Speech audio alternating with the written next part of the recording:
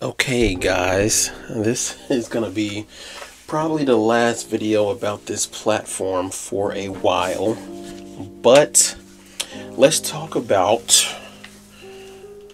why I was wrong about the Fleas Flay Flackle, the PSA JAKL, y'all. Stay tuned.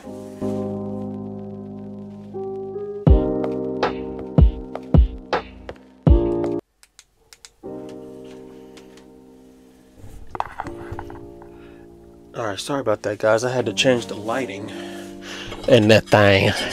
Had to change the lighting in this thing. Now, where was I wrong about this platform? A couple things. Number one, I said that people weren't having as many problems as they were. Number two, I said that if you run it on the recommended position that PSA recommends, then you'll have no problems. That was false. And number three, I don't remember number three. Anyways, let's talk about those two first, and then we'll talk about the 308, which is what I'm excited. Oof, I'm excited to talk about this thing, y'all, for real. Okay, so I thought that if you just turn it on the second gas setting, that would be cool for like most range ammo. I was wrong, because I actually ran into the problem where it wasn't okay with one of my loads that I was running. It's actually PSA ammo, but it was different grain weight, and I had to adjust it up one because I had it on the same setting, and I do play with my gas settings a lot, so maybe it was me. But when I took it to the range, I was like, dang. And even the range safety officer was like, man, you having problems there? I was like, yeah, I just gotta adjust the gas. And so I ended up going through almost all the settings, and I'm like, man, it should be working. But I think I turned it all the way off, and then I had to adjust it up to go on, or to open it, instead of going from all the way open into closing it, if that makes sense. So I went the opposite way. Also, PSA needs to open and close thing on there, and once I take this to the range again and test it with like all three of my different types of ammo that I have, my primary ammos that I have, I'm gonna witness mark it, so that way I know. And I got the marker right here, you son of a. Anyways, yeah, so I had that problem personally. And what was the other problem? I forgot. Oh yeah, people were having more problems than I thought. People are having problems with these two screws. These two screws are like the main culprits right here. And if you're watching this video and you just want to get anything, take anything away from this video, the torque spec for these two screws is 35 inch-pounds. The torque spec for the barrel nuts is 35 inch-pounds. Just remember that. If you're buying this and you want to test it to see if the torque spec is right, torque it to 35 inch-pounds. And if it doesn't, if it moves a little bit, it wasn't torqued right and it wasn't Loctited right. And if it does move, take them out and torque them down. I tested mine twice on camera, but it's always hard for me to get it because I gotta like kind of set it up, kind of stupid, whatever. But mine was torqued down out of the factory and Loctited, so I didn't have a problem with my barrel moving, barrel shifting, none of that. But I've heard of T-Rex arms; they had that problem. Two of my commenters had that problem too. I told them that I would mention them, but I'm drawing a blank on their names right now. Actually, let me pull it up real quick on my channel while I got it up. Let me see. Gotta open my YouTube studio. It's going kind of slow. But while I wait though, let me know what problems you guys are having with it, and if you're having any problems, let me know about it. Okay, comments. Here we go. Okay, OKC Jesus says, insightful video, keep up the great work, new sub. Thanks, I appreciate it. I'm hearting your comment now if you're watching this. A-Main2, I believe he was having a couple problems with his barrel locking up and everything. And then let's see, somebody was talking about their 300 blackout. I actually got a lot of comments. This is like probably my most commented video. Was my last free thoughts video. So let's see.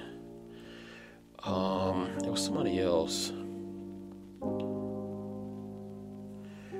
They're talking about the. Let me see. Let me go to my actual YouTube channel, because YouTube Studios for some reason on my phone at least doesn't keep up with the the channels like how it does. Let me go to my actual video and pull it up. But yeah, have you guys been having any problems with yours? If so, leave them down in the comments on what problems you've been having and let me know. Whoops, I didn't mean to click on it. Okay, Pure Country of 91, he's the one that's been having the problems with his barrel. He said the piston wobble is normal, and he mentioned a way to fix it. Somebody said, what the F is that? Optics. That doesn't make sense. Optic? What is that? Optic? It says CV Life on it. Obviously, I bought the freaking Optic like 4 years ago, never used it, bought a rifle, popped it on there, it holds 0. I'm not really worried about that. A-Main 117 says he disassembled it, his 10.5, and maybe it's a different piston, but yes, it does. He said keep an eye on it. Yeah, I've been keeping an eye on it. It's fine. I think it loosens up a little bit, but it's pinned into place, so it's not really going nowhere. A-Main 117, my barrel came loose. I had a red Loctite. Yeah, this was the guy. He said he added red Loctite, and it still came loose because that's where the main heat goes, which makes sense because this is where the explosion happens. This is the main part of the barrel where the explosion happens. So I think I recommended him to use either Vibratite or what was that adhesive that I used? Let me see.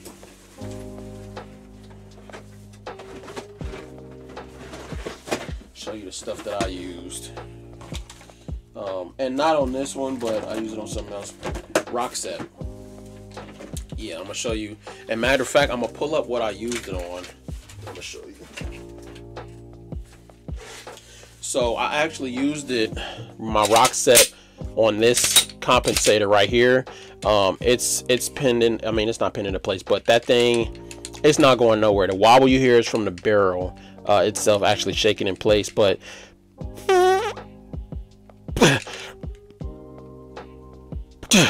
that thing ain't going nowhere. And I actually you know, the only way to get it off is to soak it in water and to get it out, and that's a good thing. It is very, very, very heat resistant. And actually, let me pull it out and show you. And you only really need a couple drops, but I definitely overcompensated with this one. I dropped a whole bunch of it in there. I actually learned about this from VSO Gun Channel, so you know. So Rockset engineering adhesive, non-toxic, ready for use. And it says air dry for 12 hours or in heat at 175 degrees. And yeah, no primer needed. And this is very, very, very heat resistant. More heat resistant than the red Loctite, which I do have the red Loctite on. A couple of things that I have, but I use this when I'm really trying to keep something in place. I use that for sure. Like, that shit ain't gonna move unless, you know, like I said, it's water adhesible, so you put it in water and it's not gonna move. But let's talk about what I really want to talk about, and that's that 308. Yes, you heard me right. And boom, I already got my lower made for my 308. I don't know about y'all. I'm ahead of the game. I'm getting my lever soon too. But as you can see, that caliber, what that say? 308. I don't know why that just came to me, but bam, I got it custom engraved on there. Yeah, I mean, and political civilian.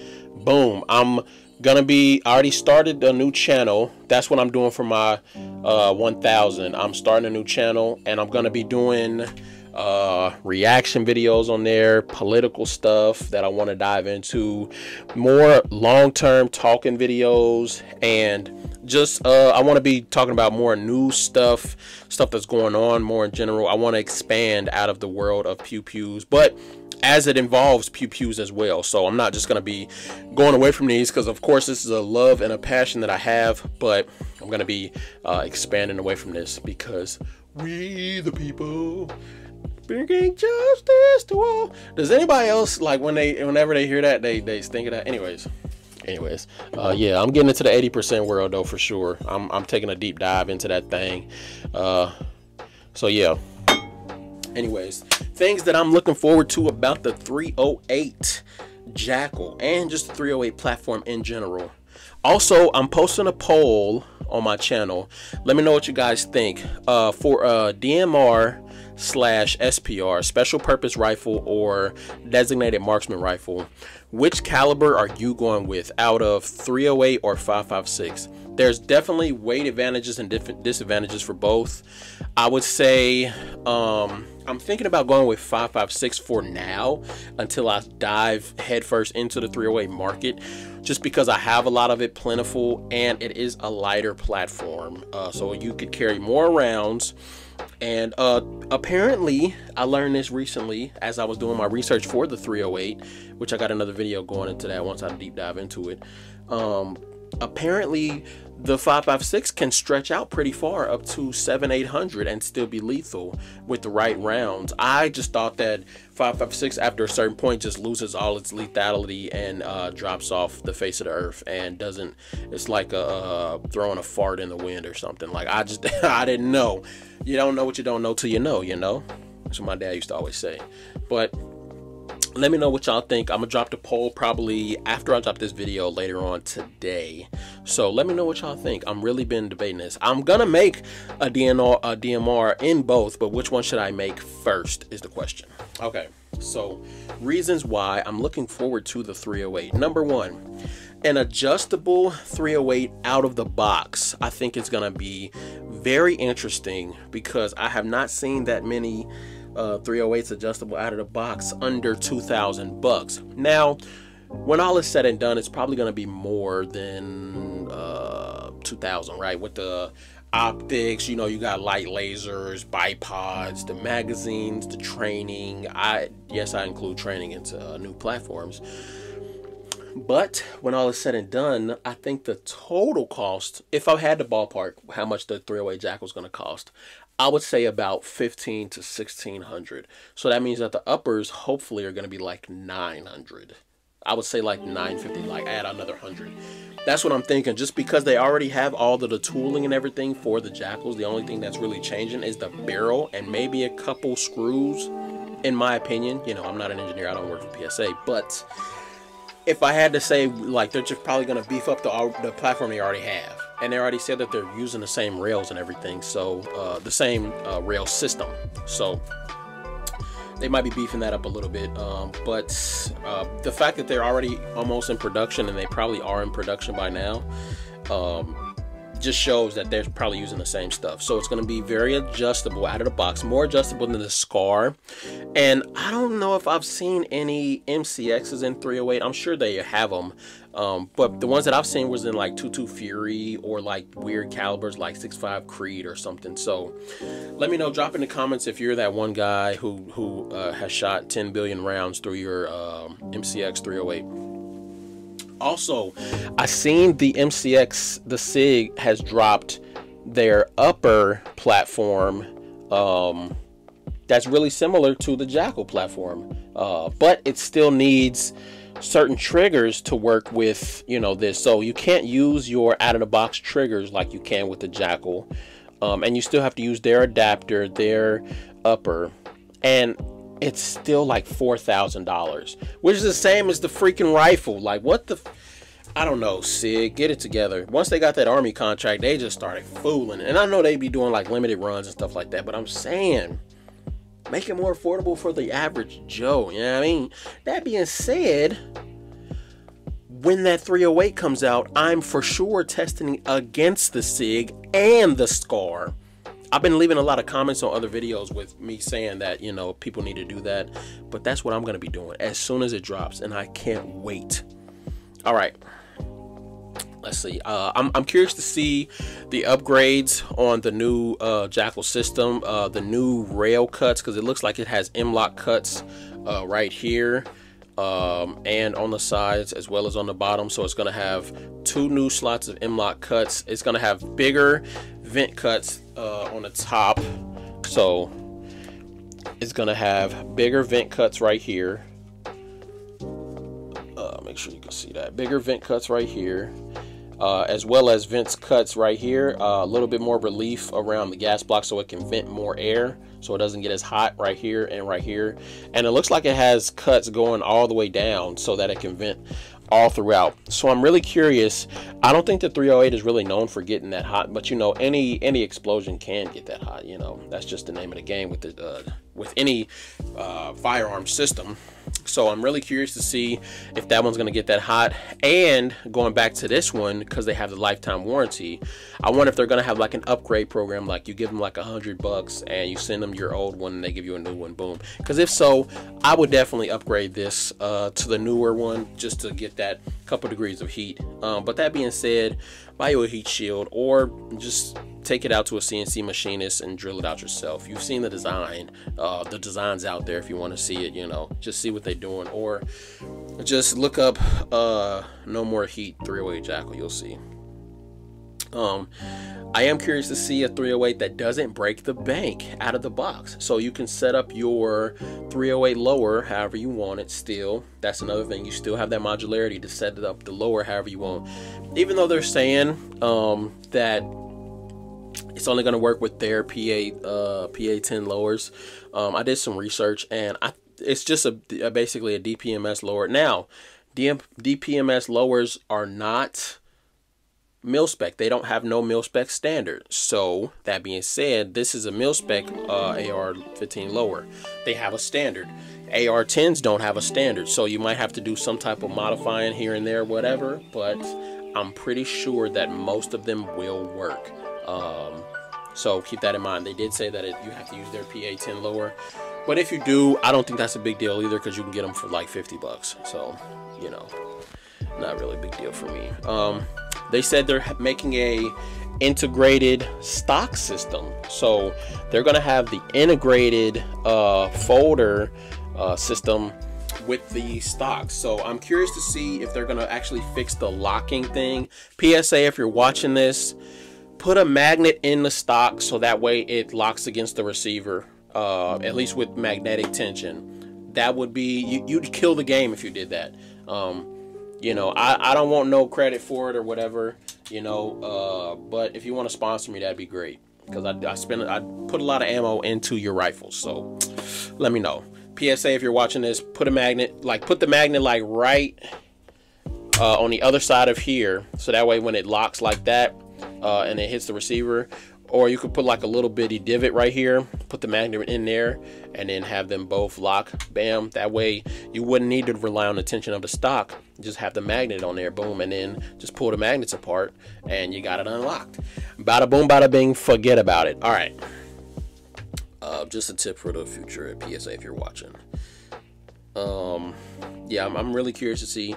I've seen a lot of uppers for that don't have the non-reciprocating, that are just regular mil-spec 308 uppers that don't have the non-recip charging handle, don't have the adjustable gas. They're just regular 308 uppers, and they're going for $700-800. The cheapest that I've seen was 20, or not 25. It was 250 from Bear Creek Arsenal, and that was definitely an interesting feat because it has the reciprocating charging handle, and you can't switch it to both sides. It's only on one. It's basically got a reciprocating bolt carrier that has the charging handle sticking out of it, which is interesting because it looks like it unscrews. So what happens if you unscrew it? Do you have no charging handle, no way to charge the rifle? That's pretty interesting. What else? It's a whole bunch of stuff. I'm looking forward to comparing them, getting it for comparison's sake. Like I said, comparing it to the SCAR. It could be a SCAR killer, you know. It's not gonna have the reliability that people want until somebody does the testing out of it, obviously. But I like seeing data out of the tests, and PSA doesn't use us as beta testers. They actually test their stuff before it comes out. Unlike certain other people that we're not gonna say, it's a lot of people that are using people as beta testers. A lot of people, especially in the gun industry, that are using people as beta testers, and they're losing customers like that. But a lot of people aren't really doing the research like I'm doing and seeing all these videos, like watching regular guy training put 5,000 rounds through it, or watching T-Rex Arms put 5,000 rounds through it and getting the data, and watching the drills that they're doing, watching the malfunctions they're getting, watching how they're adjusting the gas. you know, watching how reliable the system is, counting the failures that they're having on camera, actually watching the mishaps as they happen and how they fix them. You know, I love watching that stuff. I don't know why. I love the longer form videos, like especially Brass Facts. Brass Facts needs to make updated PSA like full length video, because they was talking about the 10.5. They need to do a updated video on the 13.5, 13.7, whatever, and run it through its paces and have like a 30-minute montage of them shooting it and talk about it. Love to see that. I love Hop. I love Brass Facts. Anyways, that's just me fanboying for a minute. And yeah, I've just been doing research on a lot of different 308 gas systems and gas blocks, and none of them really have what the PSA JAKL is gonna have. Even if it has 5, most of them you have to pay hundreds of dollars just to upgrade your normal barrel gas system to that, and even still it's unaccessible once you put the rail on it. So then you end up in a situation like Focus Trip, where he had his battle rifle where he had to keep taking the rail on and off, on and off, on and off, on and off, just to adjust the gas.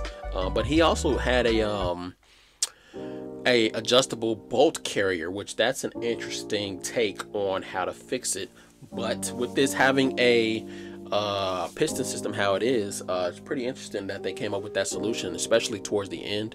And it is pretty interesting solution to that problem. It's always the gas. The gas is the problem, and like Tactical Toolbox says, why have recoil if you don't need it?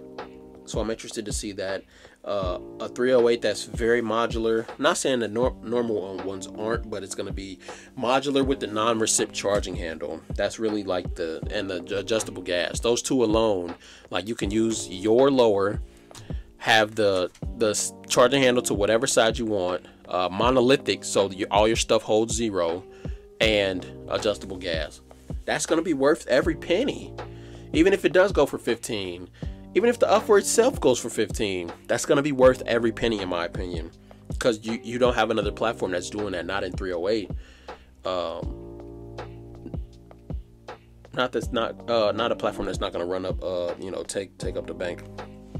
And with it being 308, I'm curious to see that long range accuracy for sure. That long range accuracy is going to be one of my main goals for it, because I want it to be excuse me, something that can really stretch out and at the same time still take out something that's really close. So I'm going to be getting a couple different sights, LVPOs, 3X with a top mounted red dot, 5X with a top mounted red dot, and I'm going to be testing it out, seeing if it's really worth that money.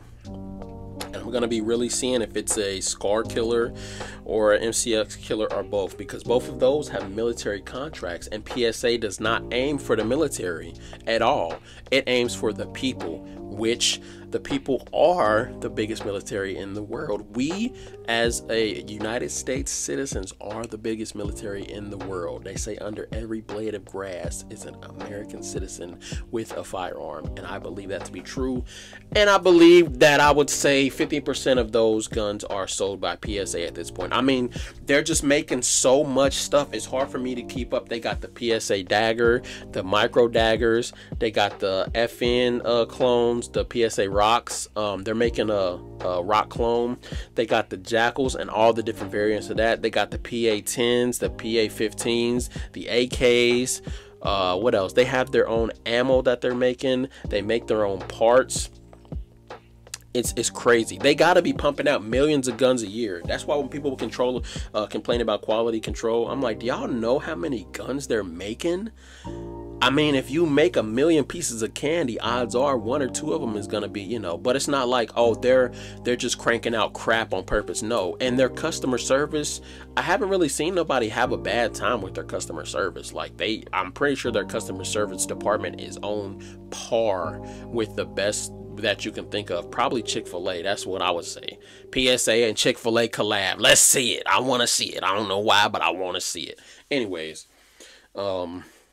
yeah, I definitely want to see that long range accuracy, and I think that this is going to be the 308 version, as well as this one is a nice entry level long range rifle, because you can turn this into anything. That's why this is my current GPR, my general purpose rifle, because I can go close range with this, or I can stretch it out with that bipod, put that down, maybe put a magnifier on this thing, and I can really stretch this thing out. That's what she said. But let me know if y'all like it, if y'all love it, if y'all looking forward to the 308. If you're not, if you want to see something else, if you hate it, if you think I'm a PSA shill even though they don't pay me, let me know what y'all think in the comments down below. Like, comment, subscribe, and remember to add a phase 5 to your JAKL. All right, peace.